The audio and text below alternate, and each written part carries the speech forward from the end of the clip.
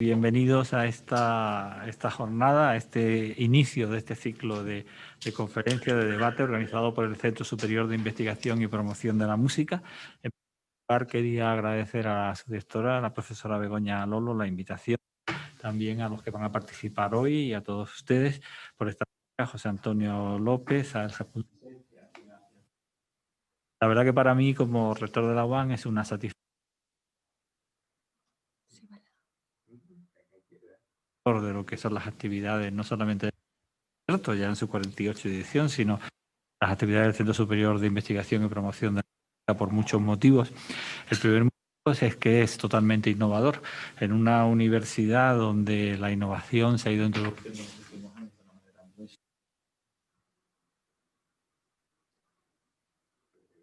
con dos fuerzas motoras que tenemos en nuestra universidad, actividades innovadoras. Esta que estamos viviendo hoy es una de ellas. En torno a la cultura, en torno al valor de la cultura, en torno a proteger a la cultura, protegernos nosotros y proteger a la cultura como un elemento esencial de nuestra estabilidad emocional, no cabe la menor duda, pero como algo mucho más importante que eso. Yo sinceramente creo que el concepto de que el conocimiento es algo fundamental en un entorno universitario,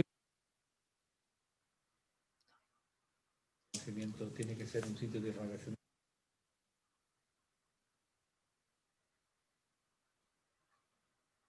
Mantener las actividades culturales.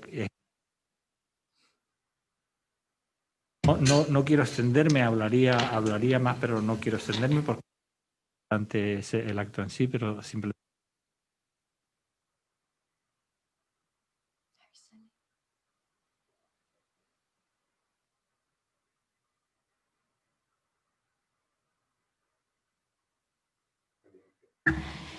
Muchísimas gracias, rector, por acompañarnos. Es un honor y es muy gratificante, la verdad. Este primer ciclo de conferencias, que nace bajo el título de Protégete, Protégeme, Protege la Música, nace con una intención clara. Será un ciclo que va a tener tres conferencias, tres momentos puntuales. Con el que vamos a inaugurar. Una segunda conferencia que se producirá en el mes de febrero, que será un momento clave para nosotros y para el desarrollo también, ver la evolución de cómo se van produciendo toda la vida nuestra en torno a este momento tan extraordinario que estamos viviendo acompañados de la pandemia. La pandemia nos acompaña y nosotros la acompañamos a su vez. Y una tercera conferencia que será en el mes de mayo, en el que ya cerraremos de alguna forma la experiencia de ver cómo se ha ido produciendo todo a lo largo del año, a lo largo del curso académico, acompañada de las actividades que nosotros vamos a hacer de carácter cultural y esencialmente de ese ciclo de grandes autores e intérpretes de la música que desarrollamos en el Auditorio Nacional, que estamos en la edición 48 en una universidad que tiene 51 años, lo que evidencia la apuesta que siempre ha hecho por la música y por la cultura. Esta primera parada de este viaje, por decirlo así, nos acompañan dos grandísimas personalidades del mundo científico y del mundo de la inteligencia emocional, a los que yo quiero dar las gracias de verdad enormemente de corazón, porque se han sumado al proyecto con un entusiasmo que creo que ha sobrepasado, si me lo permiten, nuestras expectativas, y les agradezco esa generosidad y ese entusiasmo. Nos va a acompañar José Antonio López Guerrero, que creo que muchos de ustedes ya lo conocerán. Es profesor de esta universidad de virología, director del grupo de neurobiología del Departamento de Biología Molecular de la UAM y director del Departamento de Cultura Científica del Centro de Biología Molecular Severo Ochoa. No voy a citar el inmenso currículo que tiene José Antonio. Creo que José Antonio ha tenido, si se me permite, una carrera, el profesor José Antonio López ha tenido una carrera tremendamente puntera, en el sentido de que la ciencia como transferencia de conocimiento a una sociedad ha estado siempre presente dentro de su desarrollo vital y científico. Y creo que eso, los que hemos seguido ese camino, por decirlo de alguna manera, hemos sido tremendamente innovadores, porque si hay algo que es absolutamente necesario es la capacidad de acercar el conocimiento que generamos en las universidades a una sociedad y saberlo transmitir.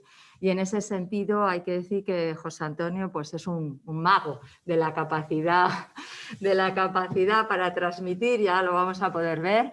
Lo habrán visto ustedes ahora con mucha frecuencia en los programas de televisión, en La Sexta, en la Antena 3, en fin, en casi todas las cadenas de radio y televisión. Se ha convertido casi en una especie de divo, ¿no? De personalidad que si nos falta, parece que nos falta algo, ha pasado a formar parte de nuestra vida cotidiana y creo que esto tiene una parte enormemente positiva porque la ciencia, que siempre la habíamos visto como algo ajeno a la vida cotidiana, de repente ha sido uno de los valores que las circunstancias extraordinarias que estamos viviendo nos han traído, ha pasado a formar parte y eso nos ha permitido de alguna manera perderle el miedo a la ciencia, ver que la ciencia es una herramienta amiga y que nos ayuda también en muchas ocasiones a establecer espacios de tranquilidad y de equilibrio en unos momentos pues, en los que la incertidumbre reina y también nos sentimos frágiles, por decirlo de alguna manera, ¿no?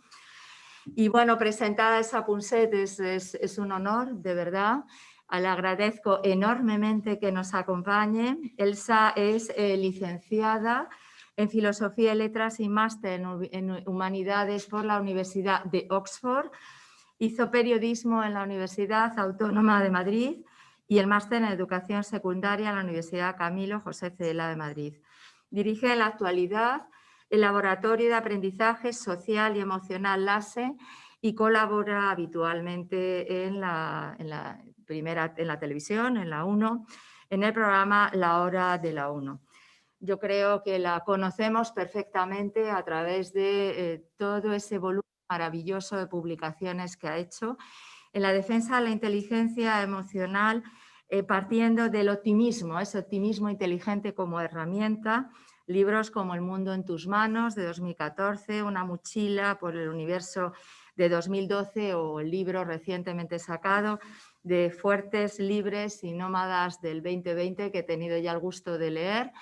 Me parece que ha sido realmente un espacio magnífico. Todos yo creo que la conocemos y que si hay algo que a mí por lo menos siempre he tenido la impresión cuando la veo en los programas de televisión y cuando la leo, es que irradia una especie de optimismo y de tranquilidad que es enormemente vitalizante, es decir, nos da energía positiva, ¿no? Y creo que la energía positiva en estos momentos pues es uno de los factores fundamentales para este viaje, ¿no? Que de alguna forma hemos iniciado, un viaje que ha llegado a nuestras vidas inesperado y que no deja de ser una experiencia enriquecedora para repensarnos y para avanzar. Bueno, dicho esto, yo quisiera dialogar con ellos, si se me permite, y le iba a preguntar a José Antonio. Bueno, hemos visto montones de programas hablando de montones de temas relativos a la pandemia y seguiremos viéndolo y tiene que ser así, abordando temas cruciales e importantísimos e incuestionables. Pero, ¿y el espacio de la cultura? ¿Dónde ha quedado el espacio de la cultura? Porque cuando uno hace la reflexión, ¿no?, sobre la evolución que han ido teniendo los temas y el ámbito de desarrollo humano y profesional, uno tiene la sensación de que la cultura es esa especie de campo al que nunca se llega a tiempo para abordarlo, siendo, sin embargo, o me lo parece a mí, y luego pues Elsa nos lo comentará, absolutamente esencial para nuestra inteligencia, para nuestro estado de equilibrio emocional, por decirlo así. ¿Dónde se ha quedado la cultura? Buenos días a todos, autoridades, amigos, compañeros. Gracias, Begoña. Que por cierto también colaboro en La Hora de la 1, o sea que bueno. hasta ahora no me he cruzado con Elsa, pero ahí pero bueno, eso está al cabeza. Estamos, de hecho, prácticamente Radio y Televisión Española, pues desde que hace 20 años tuvieron el mal gusto de invitarme a hablar de mi primer libro de divulgación, que es Un transgénico y las madres que lo parieron, pues desde entonces no, se llama así el libro. podría explicarlo científicamente porque el título, pero se llama así. Pues desde entonces, pues ahí estoy en una casa que además no vivo muy lejos de allí, o sea que me tienen muy a mano. Pues más que también dónde está el espacio de la cultura, yo hablaría también del espacio también de la ciencia y la cultura. Yo como científico, lo primero que pude comprobar cuando también ocurrió en el año 2001, ¿no? En el año 2008 con la primera crisis, que por alguna extraña razón que se desconoce, el primer grifo que se cierra en el ministerio, en el gobierno de turno, es el de la ciencia. Por alguna razón, las primeras partidas que cayeron en el año 2008 fue la partida de investigación y fue una de las últimas que se reactivaron, como si no los mantras que yo en mis programas repito hasta la saciedad de sin ciencia no hay futuro, un país investiga, no es rico, no investiga porque sea rico, sino que es rico porque investiga y demás, parece que no cala. Y ahora, curiosamente, y también se puede hacer extensible a la cultura, curiosamente, en 14 de marzo, pues el cambio el paradigma que estábamos acostumbrados se cerró. Hubo un punto de inflexión en el paradigma, donde de repente casi todos éramos prescindibles, menos los denominados trabajos esenciales. Luego, mi pregunta es exactamente qué trabajos son los no esenciales y precisamente si algo hay esencial ahora mismo en el mundo es el intento, la capacidad, la necesidad de trabajar. Y después de 40 días vimos cómo se iban abriendo paulatinamente el espacio hacia los trabajos que se denominaban no esenciales, pero donde todavía la ciencia no estaba incluida, todavía las universidades en su conjunto y los centros de investigación todavía no tenían el permiso para iniciar una vida normal, más allá de los que tuvimos la suerte, bueno, la suerte no, la oportunidad, ¿no? de derivar nuestra investigación hacia esta ignominiosa y luctuosa pandemia que estamos sufriendo. Y todavía seguimos en ese impasse de intentar alcanzar una normalidad más o menos estable. La cultura, el problema con esta pandemia, el problema con el mundo actual de la comunicación es que vivimos minuto a minuto, somos capaces, hemos interiorizado y hemos normalizado la capacidad de ver cómo un misil salido de la nada impacta sobre un coche, esto en directo, y en vivo y en directo, y no es una película, ¿no? Impacta sobre un convoy donde nos han dicho que hay unos terroristas dentro y que impacta, y lo estamos viendo, y mientras estamos cenando, pues con total normalidad, pues de la misma manera, ahora estamos viendo con total normalidad día a día, pues picos de muertes, información, algo que hasta hace como un año pues realmente trascendía en las agencias de acreditación, las agencias de aprobación. Entonces, el exceso de información a veces crea un barro propicio pues para los malos agoreros y la contrainformación, y estoy pensando en la cultura. Por eso quiero llegar a ese punto donde de repente la población empieza a tener un desasosiego porque le llega mucha información sin estar digerida, y le llega información muchas veces no contrastada y muchas veces le llega información enfrentada, incluso desde el mundo de la propia ciencia, y ahora se está cuestionando las vacunas por algo que es un exceso de información, porque todos los medicamentos han pasado por esta fase, todos los medicamentos tienen contraindicaciones, no hay más. Ahora mismo no sería aprobada la aspirina si tuviera que pasar otra vez las agencias de acreditación. Coged un prospecto del ibuprofeno y ver dónde pone efectos secundarios, pues todo eso lo estamos viendo, pero lo vemos con recelo. Y eso también ahora implica. No sé si Elsa quiere hacer algún comentario. Porque... Hola, no sabía si me oíais, José Antonio. Sí, ¿Puedo interrumpirte un segundo para efectivamente hacer un comentario que sí. levanten y luego retomas lo que estás diciendo? Saludos a todo el mundo, encantada de estar aquí con vosotros, un honor, un placer, rector, Begoña, todo el equipo que con tanto cariño me ha invitado. Estás hablando de esta sobreexposición que estamos viviendo todos a una información que es básicamente a veces bastante brutal y en general negativa. Y ahí quería hacer una pequeña reflexión, ¿no? Porque efectivamente nos enfrentamos a un mundo que a veces nos genera mucha ansiedad y tenemos que recordar que la depresión es ahora mismo la primera causa de discapacidad en el mundo entero y que es un problema al que nos vamos a tener que enfrentar, ¿no? Cómo gestionar, cómo reaccionamos al mundo, cómo gestionar nuestra salud mental. Y yo quería recordaros que tenemos este cerebro programado para sobrevivir, que no es neutro, que es un cerebro que tiende a memorizar y a exagerar todo lo que nos puede amenazar. Con lo cual yo creo que a veces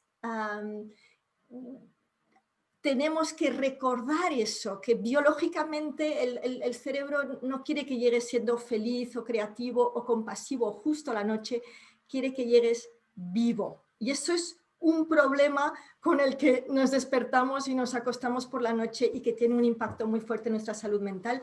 Y además tenemos unos medios de comunicación que juegan con este cerebro que tiene este sesgo negativo y que tienden a alimentarnos no con las buenas noticias o no con las noticias constructivas, ¿no? Sino realmente con todo aquello que nos puede hacer dar un clic, llamar la atención. Así que creo que en ese sentido estamos muy desprotegidos y ahí creo que el arte tiene un papel importantísimo. El arte y la cultura nos centran muy a menudo en la belleza y eso nos da esperanza, ¿no? No es frívolo, ¿no? Es, en tiempos difíciles como estos me parece aún más importante ver una cosa, ver la belleza. Te devuelvo la palabra, José Antonio. Gracias. Estoy viendo ahí escondida detrás de una etiqueta, así que no te veo bien, pero tú hazme alguna señal con la mano. Ahí me ves. ¿Podemos corrernos un poco, quizás? Perfecto. Ah, mira, ahora ya te veo perfecto. Es que el problema son que estos micrófonos tienen muy poca flexibilidad. Sí, comentarte que por alguna razón, y luego si quieres tú lo comentas, a lo mejor desde el punto de vista de la psicología, por alguna razón nuestros cerebros están programados para creerse lo negativo casi siempre. O sea, por alguna razón que desconozco, lo negativo se hace viral con mucha facilidad, lo catastrófico se hace viral. A mí no me cuesta... es para que me llevan... la noche.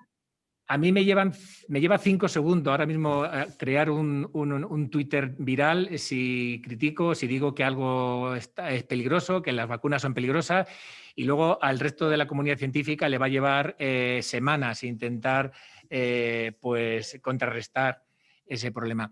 Y eso que dice... Perdona, Elsa, ¿sí? No, que cuando algo es negativo, tiene toda la razón José Antonio, puede circular hasta un 20% más. Es decir, realmente tenemos ese sesgo, nos fijamos en lo negativo y es duro eso. Y a eso que comentas de ahora que ha habido un aumento de los problemas psicológicos, no lo sé si yo estoy incluido ahí, simplemente decir que ahora a mis cornflakes de Kelo le uno Mepazolol y un Lexatin. Entonces, a lo mejor eso ya contesta un poco a las preguntas. Pero vamos, iba ya a llegar un poco a la noción desde el punto de vista de la ciencia, y Elsa lo comentará desde el punto de vista artístico, que entre esa información que desde el principio tratamos de digerir los científicos con pruebas y los medios con sensacionalismo, cómo se transmite más el virus, dónde se transmite más el virus, por qué se transmite más el virus, pues han ido cambiando en esas facetas de transmisión directa, transmisión por los famosos aerosoles, transmisión por contactos, transmisión por fómites, es decir, por superficies inanimadas. Y luego otras transmisiones que al principio también se barajaron, incluso la sexual, que ahora vuelvo otra vez un poquito al candelero pues por algunas investigaciones que han salido, pero vamos, que no tienen mucho viso aquello de avanzar. La transmisión por residuos y tal, que tampoco parece que sea la vía. Entonces nos quedamos con ese tándem, transmisión por aéreo, puesto que es un virus respiratorio, y aérea, y transmisión por contacto. Siempre desde el principio nos hablaban ya, bueno, al principio no, porque hemos ido modificando, y eso la gente, el público, la sociedad no lleva muy bien que una autoridad, sea científica, tenga que desdecirse a sí mismo, tenga que, a la luz de nuevos resultados, tenga que modificar. Y porque la pseudociencia, eso no ocurre con la pseudociencia. La homeopatía es la misma mentira desde hace 300 años y eso no ha modificado nada.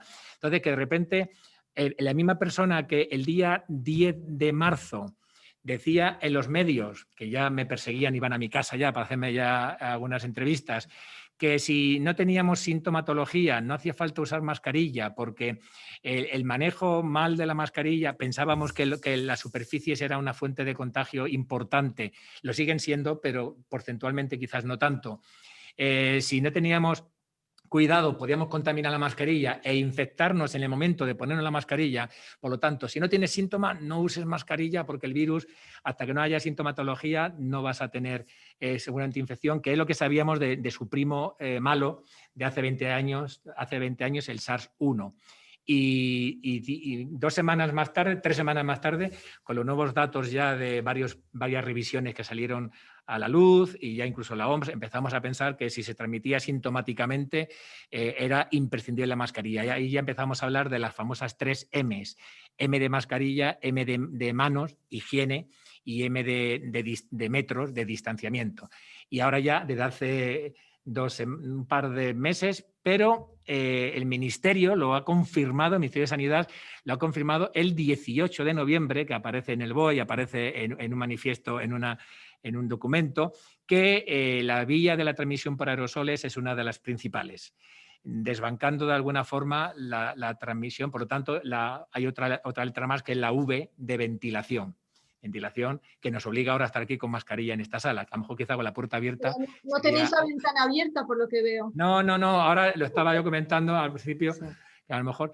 Y eso nos lleva un poco a las salas de ahora mismo de cultura. Nos lleva a esa sala de cultura que yo desde el principio estoy diciendo que parece ilógico, y ya incluso en Europa, que una de las primeras vías de comunicación humana y de cultura que se estaba cerrando era el ocio cultural a favor del ocio comunitario, la restauración, la hostelería.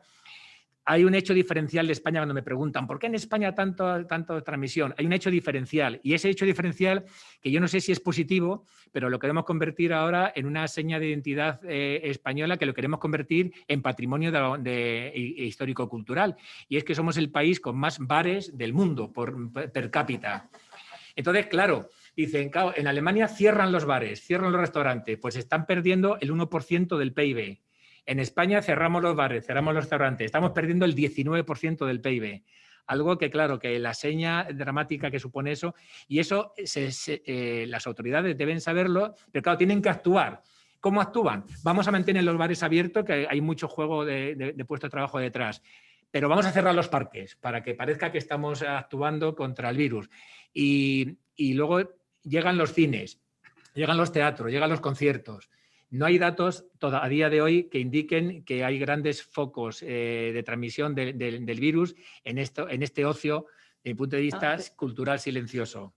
Perdona, si me permites, yo creo que sí, los datos sí están, los estudios sí están hechos, porque además eso era capital. El Teatro Real no ha tenido contagios. Es decir, que no hay datos de que se produzca. Sí, vale. No, que no hay datos que sí o que no. Digo que no hay datos, que no hay ningún estudio que confirme que hay foco de transmisión. Efectivamente. No, y además, si me lo permites, ha habido algo que ha sido una innovación que ha traído la pandemia, que yo bendeciré 1000 veces, y ha sido que se ha dejado de toser. Se ha dejado de toser en los conciertos, en los cines, en los teatros, en los auditorios. Yo pensé que eso venía en el guión. Yo pensé que venía en el guión, toser, como igual que... No. O sea, yo recuerdo montones de conciertos, desde Barenboim parando un concierto, al Orfeón Donostiarra. Yo no sigo aquí dirigiendo mientras ustedes tosan y me voy. Yo puedo decir que estuve el viernes pasado, o sea, no hace mucho, este viernes, en el Rusalka, de la Rusalka del Teatro Real. 4 horas, no tosió nadie. Pero es que el sábado estuve en la exposición Benito Pérez Galdós y la fotografía en la Real Academia de Bellas Artes de San Fernando. 1 hora dentro no tosió nadie. Es decir, que hemos sufrido un proceso de reeducación maravilloso en el que toser, que era parte de la orquesta, casi como una especie de bajo continuo, se habían hecho estudios en el Auditorio Nacional para ver si la ventilación era un problema para que la gente tosiera de esa forma tan libre y cuando quisiera, ¿no? No, ya no se tose. Lo cual no es un problema la ventilación, es un problema de la educación, es un problema de control. Pequeñísimos cambios. Formo parte de una plataforma que se llama Una Estrategia Diferente, una estrategia integral en realidad, porque diferente parecía que estábamos llevándole la contraria a la vía gubernamental oficial, ¿no? Una estrategia integral que incide en algo que siguen nuestros políticos y administradores sin ver. Y es que no tenemos que bailar al ritmo que nos está marcando el virus. No tenemos que intentar ser amigos del virus. No tenemos que intentar convivir con el virus. Eso en China lo saben. Obviamente podemos especular o no si podemos o no extrapolar la cultura china con todo lo que conlleva de autoritarismo o no. Eso ya podemos... pero en cualquier caso, si en vez de fomentar favorecer la atención primaria, de favorecer la capacidad de rastreo de los virus en un momento, en el primer momento de los brotes, es decir, rastreadores y demás, si eso no lo ven nuestros gobernantes, y en vez de eso el dinero se gasta directamente en la parte posinfección, es decir, en un posible hospital de pandémico para cuando vengan los picos, vamos a intentar no tener que necesitar ese hospital, vamos a intentar favorecer, como se hace en otros países. Bueno, pues en esa plataforma, como digo, que hablamos de las mascarillas, hablamos de la distancia, hablamos de todas las medidas, de todas las medidas tecnológicas, que además han supuesto un fracaso, parece ser el radar COVID, porque lo tenemos, nos han regalado un coche a cada uno, pero miramos si no hay motor. Si no nos dan los códigos para activar el radar COVID, yo tengo el radar COVID. Una compañera mía que es neumóloga que dice, ¿cómo puede ser que mi radar COVID me diga que estoy en riesgo bajo si tengo todos los días 20 pacientes con neumonía bilateral, con una carga de virus que se puede coger a peso? Y sin embargo, no funciona. Entonces, ahí proponemos pequeñísimos cambios en la cultura, pequeñísimos cambios en esta realidad que nos toca vivir. Y alguna me fastidia mucho porque ahora no me peguéis, por favor, además... pero para mí cine y palomita van juntos, van de la mano. Ahora ya, bueno, pues ya no está bien. No estaba bien antes, pues ahora es peor. Que en ese pequeño cambio, cines silenciosos, distanciamiento y cines con la mascarilla puesta, es decir, no comida.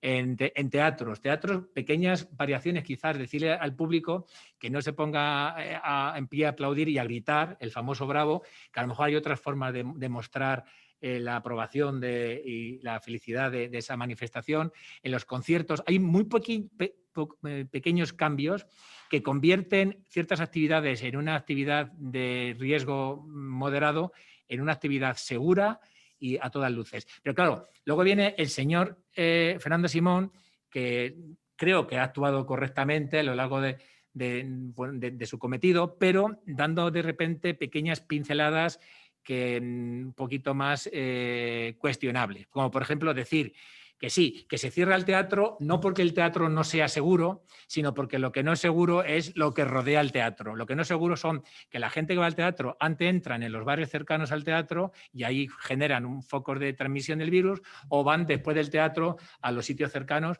Entonces, no podemos cerrar la cultura porque tengamos que tutelar a la sociedad, porque la sociedad no sea capaz de pensar en sí mismo en conceptos de responsabilidad. Eso me parece un grave error y que de alguna forma se tiene que compensar, porque es que la cultura en todas sus expresiones tiene que estar ahí. Gracias, José Antonio. Elsa, yo te quería el amor a la belleza, la cultura como parte esencial de la belleza, como una herramienta sanitaria, ¿no? Yo creo que en estos momentos en los que vivimos es una herramienta reequilibrante de nuestro estado de salud mental y también emocional, ¿no? Nos centra de alguna forma, esa necesidad de un optimismo inteligente, ¿cómo podemos potenciar el valor a la cultura y también tranquilizar a aquellas personas que quieren consumir cultura, que quieren ir a la cultura, pero que se ven avasalladas por toda esa negatividad que recibimos a nivel informativa, ¿no? Que casi le coloca a uno en unas situaciones límites entre qué hacer y qué no hacer, ¿no? Yo quiero ir porque yo sé que se me está yendo la vida sin ir a disfrutar de eso que forma parte de una tradición y de una necesidad desde hace 30, 40 años. Pero claro, escucho tantas cosas que de alguna forma me entra un desasosiego. ¿Cómo podemos reequilibrar esto? ¿Cómo lo ves tú? Mira, hace unos días fui al Jardín Botánico de Madrid a un espectáculo de luces. De luces, qué bonito es, ¿eh? Porque todos los años intento llevar a mi familia a hacer algo que sea, bueno, pues especial, navideño, que es una ópera, que nos deje un recuerdo de aquel año y hicimos aquella obra de teatro. Y la verdad fue muy bonito porque aunó muchas de las cosas que hemos echado de menos en estos meses. Primero, la soledad, esta distancia social, nos hemos dado cuenta que somos incapaces de mantenerla porque va contra nuestra naturaleza. Necesitamos una distancia física, es evidente, pero socialmente necesitamos conectarnos de alguna manera. Y la cultura, o simplemente ir a pasear con personas en el jardín botánico, ya te permite bueno, reconectar, ¿no?, con lo que es tu esencia. Así que me pareció muy bonito. Y luego eso que decías tú, ¿no?, que de alguna forma el arte también y estas luces en este entorno natural tan bello te consuela mucho, te hace sentir la importancia de la belleza, que dentro de un mundo muy complicado está esta belleza extraordinaria, ¿no?, que realmente es un milagro estar vivos. Y creo que aún en momentos de supervivencia como estos, en los que nos sentimos todos pues que toca sobrevivir más que disfrutar de la belleza, creo que justo es el momento en el que tenemos que intentar equilibrar y encontrar en el arte, encontrar en la cultura eso que justamente nos está faltando, ¿no? Ternura, sensación de aventura, sensación de serenidad, ahí la encontramos, ¿no? Y curiosamente, a lo largo de los siglos, por ejemplo, pensar en Gran Bretaña, la brutal revolución industrial, ¿qué arte se puso de moda entonces? Los prerrafaelitas, la ensoñación, la belleza. Así que en momentos en los que nuestra salud mental está frágil y recibiendo muchos estímulos negativos, el arte es una especie de terapia natural en el que de alguna forma puedes recordar que siga habiendo belleza en el mundo, que sigue siendo un milagro estar vivos. Te da esta dimensión mayor, ¿no? Y luego cuando se estaba escuchando estaba pensando otra cosa, ¿no? Que es verdad que estamos pasando una pandemia, pero fijaos que a lo largo, y llevamos, como decías tú, 30 o 40 años de una relativa paz y de un mundo relativamente, supuestamente, donde, fíjate, más que darle importancia al arte, le hemos dado mucha importancia a una sociedad de la distracción, ¿no?, donde todo era distraerse con un estímulo u otro. El arte te invita a lo mejor a algo más profundo, a alcanzar algo más profundo, unas necesidades de creatividad, de espontaneidad, que a lo mejor esta cultura en la que vivimos, que es más de consumir que de ser creadores, tenía un poco adormecidas. Así que yo creo que tenemos que recordar, ¿no?, que todas las generaciones han pasado traumas y que si yo os pregunto, los que estáis en la mesa, ¿qué época, si pudieseis elegir, qué época elegiríais para nacer? Podéis elegir lo que queráis, desde los antiguos griegos, la Edad Media, el siglo XIX, el siglo XX. ¿Cuál elegiríais? No para visitar 3 días en plan turismo, sino para nacer, ¿qué época elegiríais? Vosotros. Rector, ¿qué elegiría? No muy diferente a la que estoy viviendo. Quizás unos años atrás, un poquito atrás, porque me hubiera gustado ver algunas cosas que admiro, pero no mucho más. No mucho más. José Antonio, ¿tú cuándo elegirías nacer? Me imagino que se podrá elegir fecha y también lugar, ¿no? Porque claro, porque si vamos a... Pues no lo sé, la verdad es que hay muchos momentos de la historia que me hubiera gustado poder vivir, mucho más sabiendo lo que sé ahora, que así ya habría sido yo parte de la historia. No, obviamente yo creo que no cambiaría. Tengo la época que me ha tocado vivir. Me gustaría tener conocimiento de qué va a pasar dentro de 100 años. A lo mejor preferiría vivir dentro de 100 años, a lo mejor con los mejores adelantos médicos, científicos, pero puesto que eso no se puede prever, pues me quedo con la época y el lugar donde estoy. ¿Y tú, Begoña? Esta, sin lugar a dudas, y además con pasión. O sea, y hay otras épocas que me encantan, que conste, pero yo creo que hemos sido afortunados los que estamos viviendo esta época, primero porque hemos tenido la oportunidad de vivir un cambio de milenio y un cambio de siglo. Los que hemos estudiado mucho el cambio de siglos y de milenios, yo estoy fascinada en la lectura en comparación con otras épocas históricas. Segundo, porque me parece que vivir la pandemia no tenemos todavía dimensión histórica y distancia para poderla analizar, pero también creo que es una época que trae cosas positivas y nos fuerza a repensarnos, a reconstruirnos en muchos aspectos. Absolutamente. Y luego ya como mujer, porque estamos viviendo un espacio maravilloso que, claro, yo de trasladarme al siglo XVIII o a otros siglos, por muchos inventos que hubiera y momentos históricos trascendentales que no discuto, yo quiero este momento en el que estamos viviendo un momento de esplendor las mujeres, de desarrollo hacia adelante. Yo no tengo dudas. Yo creo que la inmensa mayoría, si tuviese que elegir, elegiría los últimos 25 años para nacer, pero como bien dices, más aún si perteneces a cualquier minoría, si eres mujer, si estás enfermo, si tienes una discapacidad, si eres homosexual. Bueno, esta es la época en la que nacer, ¿no? Es una época muy emocionante. Es verdad que llevábamos, bueno, fijaos que hace 100 años con la última pandemia murieron 50 millones de personas y los efectos fueron realmente brutales, ¿no? Ahora tenemos la tecnología, estamos mejorando en muchísimos ámbitos, desde pobreza, desigualdad, superación de prejuicios. En fin, es una época muy emocionante, con muchos retos. Yo creo que esta pandemia ha destapado hasta qué punto estamos en guerra con la naturaleza, uno de ellos, y otro en guerra con una parte de nosotros mismos, que es la parte que responde al arte, que es la parte que necesita cultura.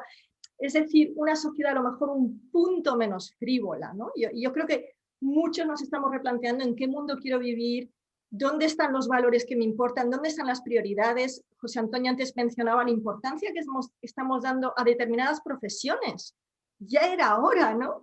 Desde las profesiones docentes hasta los profesionales sanitarios deberían ser centrales en esta nueva sociedad que vamos a reconstruir juntos, ¿no?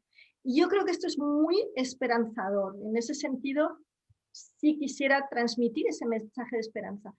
Y luego hay algo más con el arte que ahí José Antonio seguro que nos puede ayudar. Yo os quería poner un pequeño vídeo para que veamos también un poco el impacto que tiene el arte en nuestros cerebros. Es un vídeo que se hizo viral hace unas semanas de una mujer que se llama, una primera bailarina del Ballet de Nueva York, se llama Marta Cinta. Igual lo habéis visto, una mujer con Alzheimer a la que de repente le ponen el lago de los cisnes y su reacción es muy bonita.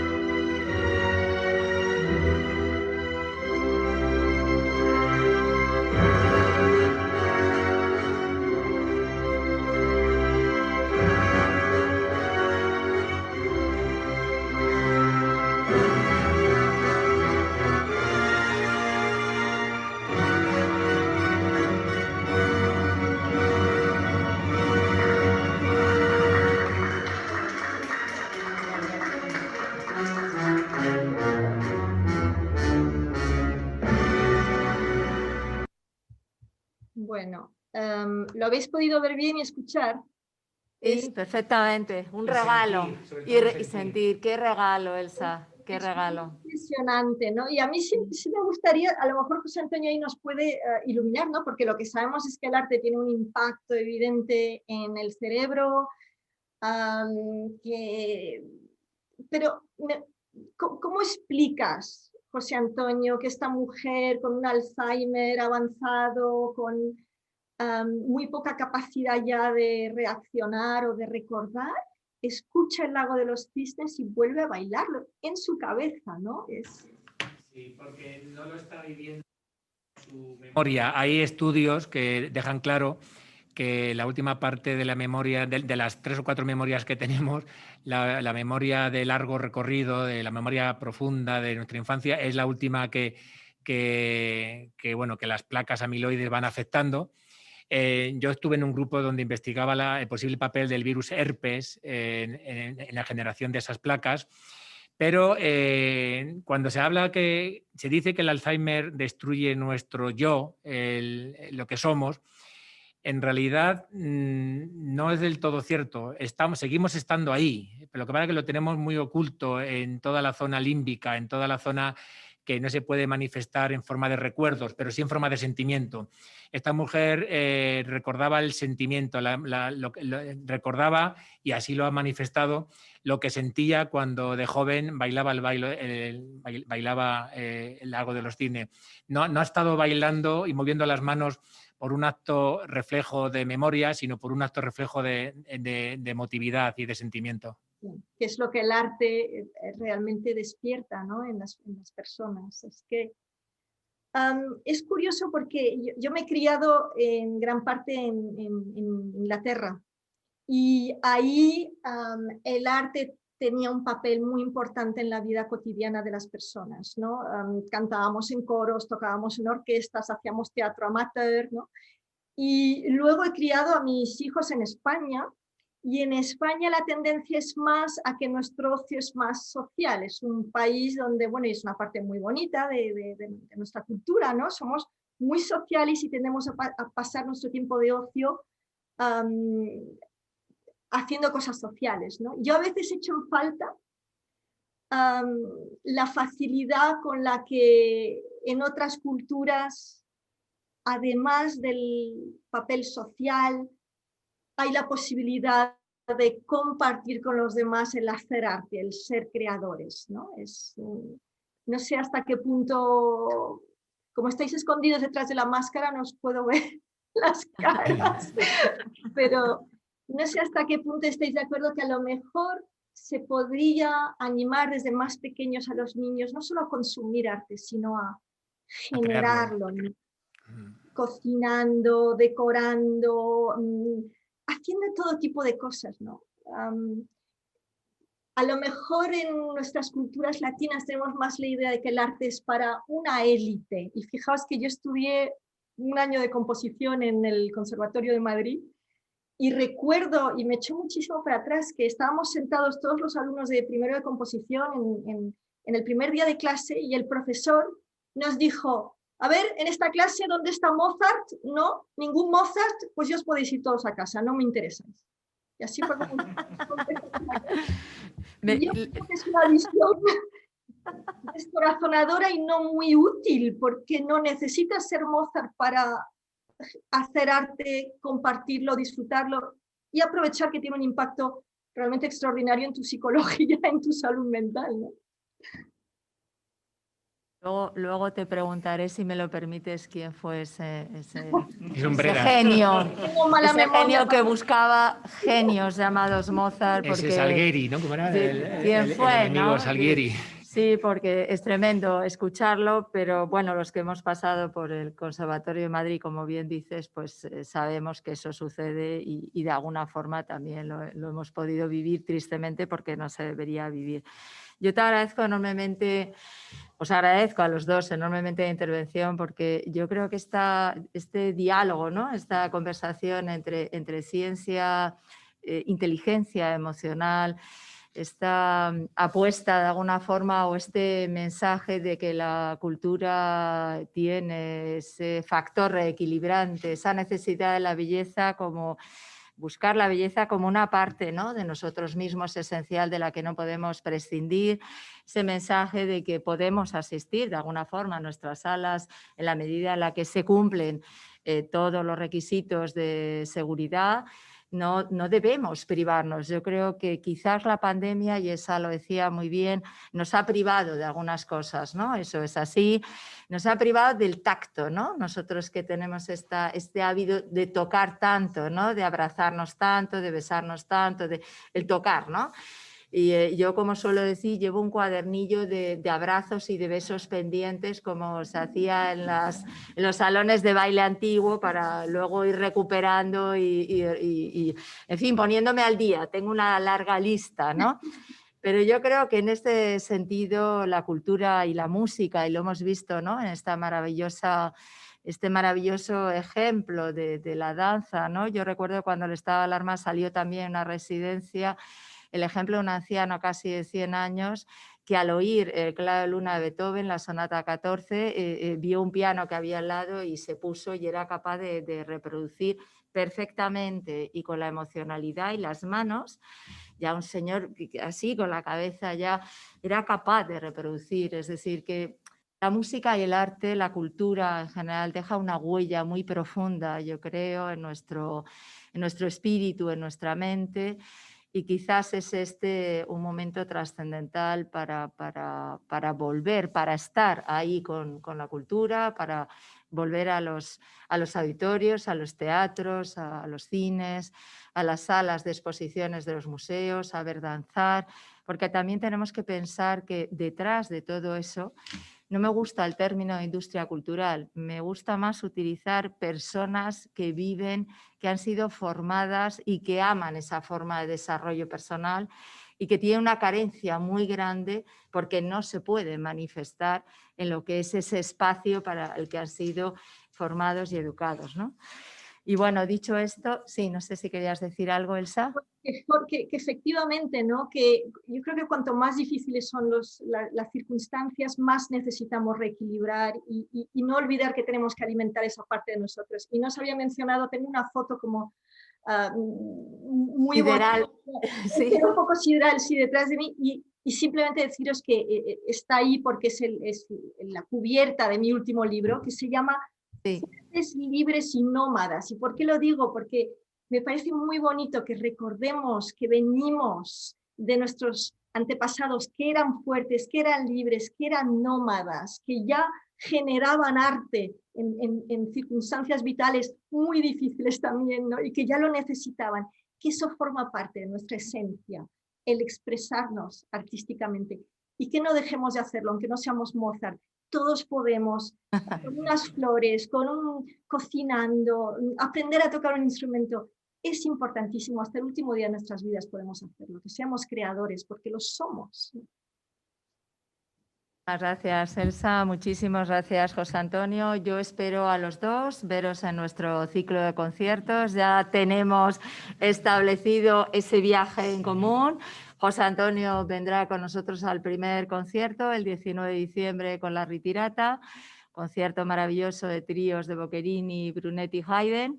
Y bueno, Elsa ya sabemos que nos va a visitar al menos en ese concierto que haremos con Bach y la Antártida de fondo, esa naturaleza maravillosa, esos 14 millones de kilómetros cuadrados de soledad y misterio, que dice el profesor Jerónimo López, y con ese Bach profundo, que estoy segura que nos hará reflexionar sobre el valor de la naturaleza y la necesidad de la defensa de la naturaleza y la conexión entre la música y la naturaleza como partes esenciales del individuo. Bueno, de verdad, rector, no sé si quieres cerrar la sesión. Yo simplemente daros las gracias porque de verdad que ha sido... Sí, solo comentar que has mencionado la Antártida y antes de que mencionaras a Jerónimo, he pensado en él, a mi gran amigo, ¿no?, y compañero y profesor. Despertó en mí una pasión por la geología, Jerónimo López. y no sé por qué mencionaba la Antártida y le veía a él perfectamente Sí, sí. en la base del monte, creo que se llama Wilson, cuando decía que lo escaló, uno de los montes, de los lugares más inhóspitos así de la Tierra, 5.000 metros ahí y a unas temperaturas en la base ya increíble. Y ya puesto decir que yo también tengo un último libro que se llama Virus, ni vivos ni muertos, porque no fue profético, porque aunque preveía que íbamos a padecer muchas pandemias, yo pensaba más en una que sigue ahí latente. O sea, no penséis que vamos a parar esta pandemia y ala, ya hemos cubierto el cupo ya para los próximos 100 o 200 años, ojalá. Pero yo hablaba de la gripe como posible y más que probable pandemia. Tuvimos ya un conato ahí de la gripe H5N1. Cada cosa en su momento. Eso es. Pero los virus no entienden. Ya, pero que no los se virus nos, no que entienden que de no se nos oportunidad. agolpen, porque esto es tacita. Es decir, Lo pasito bueno- a pasito, Lo bueno que porque no hay tiene que es agobiarse. lo bueno que tiene es que lo que nos está protegiendo del coronavirus también nos está protegiendo De todo del lo demás. resto de virus respiratorios, que han Exacto. bajado las tasas de gripe, de neumonías, así aéreas, de un montón de enfermedades. Perfecto. O sea que eso es lo bueno que tenemos y ahí tendremos que cambiar, como digo, ese paradigma. A lo mejor hacemos como los japoneses que llevaban mascarilla entre la pandemia, dicen ellos que por educación, pero vamos, han creado toda una cultura. Las Sí. venden de diseño a unos precios desorbitados. Si me permite, Begoña, una muy breve. O sea, la verdad que el cargo de rector te da la oportunidad de varias cosas. Una de ellas de pensar y otra incluso de soñar, ¿no? Es casi lo que yo valoro más de este periodo que estoy pasando en esta responsabilidad institucional. Y por eso pienso mucho en la universidad y cómo mejorarla, ¿no? Intento, cuando tengo la oportunidad de tener alguna intervención un poquito más larga, que básicamente es la inauguración y la clausura del curso, intento dar algún mensaje que sea pues fruto de las reflexiones que voy haciendo a lo largo del tiempo, ¿no? Y en el que quizás más cómodo me siento y más apoyo es en una de las aperturas de curso, que fue la de Madrid, y tuve la oportunidad de decir lo que yo pensaba que era la función fundamental de la universidad. Y es lo que pienso, que creo que es el entorno adecuado para intentar a los jóvenes que intentemos transmitir a pasión y a apreciar la belleza. O sea, y toda la intervención giró en torno a que a mí la universidad es el sitio donde hay que aprender a apreciar y a valorar la belleza. Entonces me he sentido, Elsa, muy identificado con tus palabras, lo cual le agradezco mucho porque creo que es una de las obligaciones fundamentales. Pensamos que la universidad se viene a aprender a ser un buen médico, un buen ingeniero y tal, también. Pero hay también, pero quizás no es lo más importante, al menos bajo mi punto de vista. Por eso he disfrutado tanto de esta sesión. Muchísimas gracias a todos. Muchas gracias, rector. Muchas gracias, Elsa. Muchas gracias, José Antonio. Gracias, hasta pronto. Hasta pronto.